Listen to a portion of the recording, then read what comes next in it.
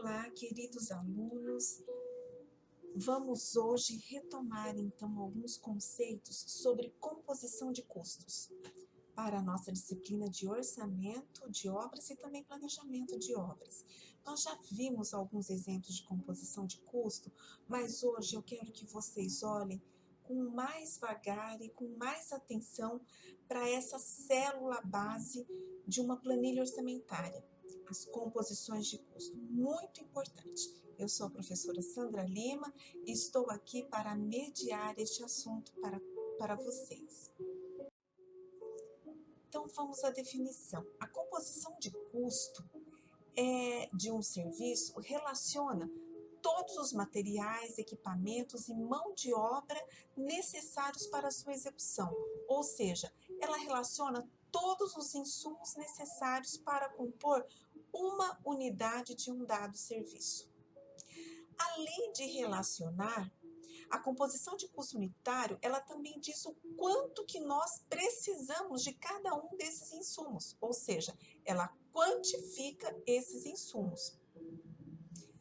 A composição unitária, ela também incorpora importantes taxas, como as leis sociais e o BDI, que é o Benefício de Despesas Indiretas.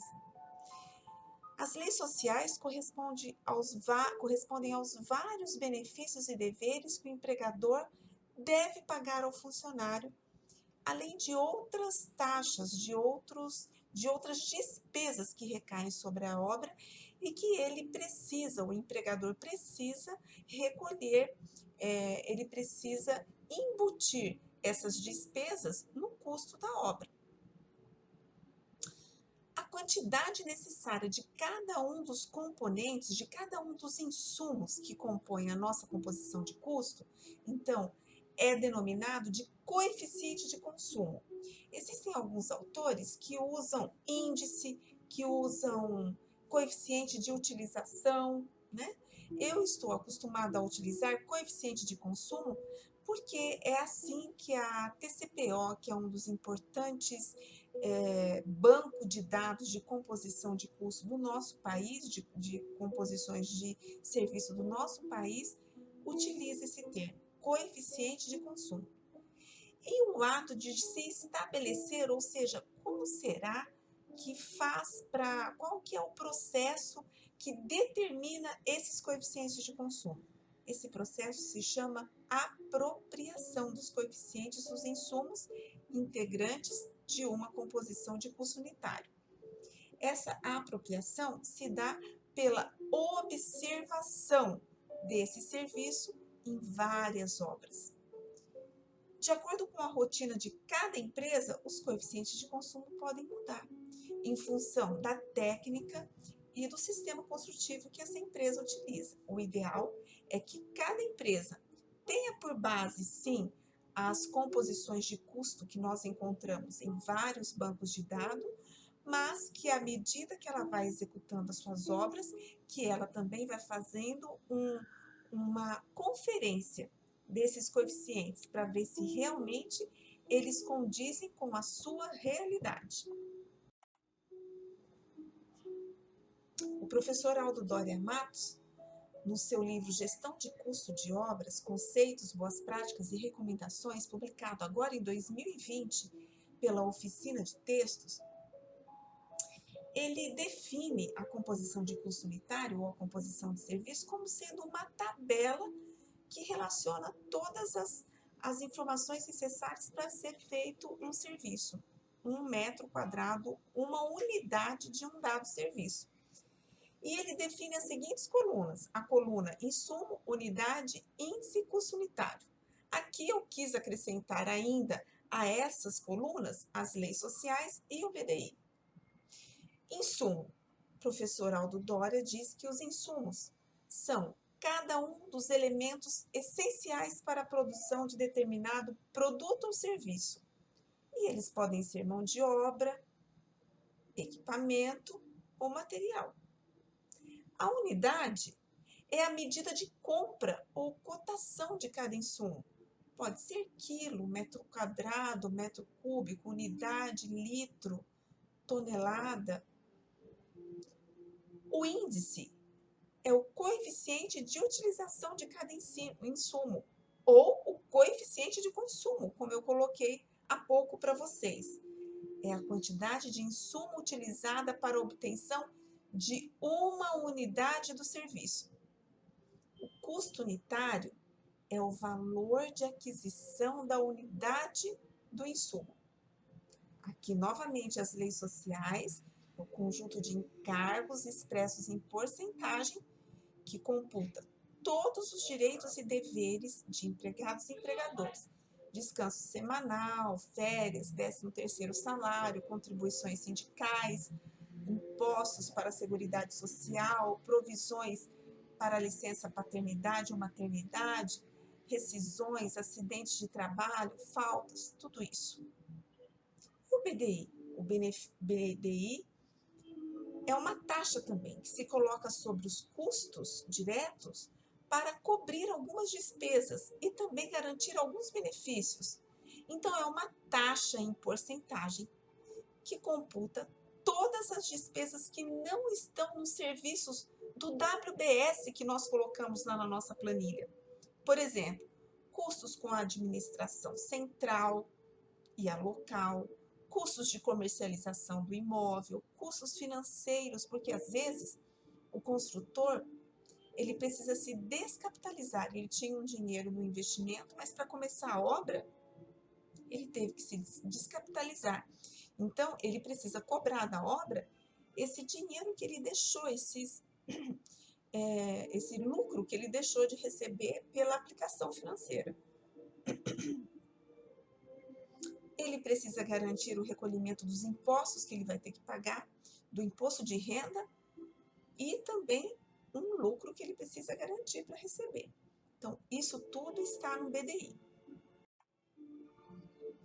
Vamos ver isso na prática? Então, aqui eu coloquei uma composição bem simples. A demolição de revestimento cerâmico. A unidade dessa composição de custo é um metro quadrado. E aqui nós temos as colunas, né? Antes do insumo, nós temos a coluna item, que é interessante sempre organizar. O orçamentista sempre tem que ter em mente a organização. Bem, esta composição ela só tem um insumo, que é o servente. A unidade do servente é a hora. O coeficiente de consumo aqui é 0,5. Ou seja, ele gasta meia hora para demolir 1 metro quadrado de revestimento cerâmico. O custo unitário, uma hora de servente custa R$ 1,78. Portanto, esse serviço vai custar 11,78 vezes 0,5, 5,89. Só isso que ele vai custar? Não, porque eu tenho que pagar as leis sociais. As leis sociais eu aplico somente sobre a mão de obra. Então, 130% de 5,89, como está aqui na memória de cálculo, então, 0,5 vezes 11,78 vezes 130% é 7,66. Meus queridos estudantes, vocês percebem que há mais impostos do que realmente o que se paga de salário para o servente? Isso é que encarece a construção civil no Brasil. É por isso que sempre vocês estão escutando, se vocês começarem a prestar atenção nesses fóruns, nesses debates de construção civil, da necessidade de reduzir os impostos, a carga tributária sobre o empregador. O BDI, então, que são aquelas taxas que garantem que o empregador possa recolher as despesas necessárias e também garantir o seu lucro, aqui de 25%, recai sobre todas as despesas, inclusive sobre as leis sociais. Então, vejam aqui a memória de cálculo, 5,89 mais 7,66, 25% disso, 3,39. Portanto, o total do serviço, somando, né, a mão de obra, o custo dos insumos, o custo das leis sociais e o BDI, monta em R$ 16,94. Aqui eu apresento para vocês uma composição de serviço mais elaborada. Isso aqui é uma impermeabilização com manta asfáltica. Eu não sei se vocês já repararam em algumas coberturas, em floreiras, em piscinas de alvenaria ou de concreto, é feita uma impermeabilização. A impermeabilização tem por objetivo evitar que aquela edificação possa ter o seu desempenho comprometido pelo vazamento de água. Então, por exemplo, uma piscina, ela não pode ficar vazando água. A floreira, a mesma coisa. Então, a gente aplica uma manta asfáltica. A manta asfáltica é um composto, né? É um composto de algodão embebecido de betume e revestido com um filme plástico.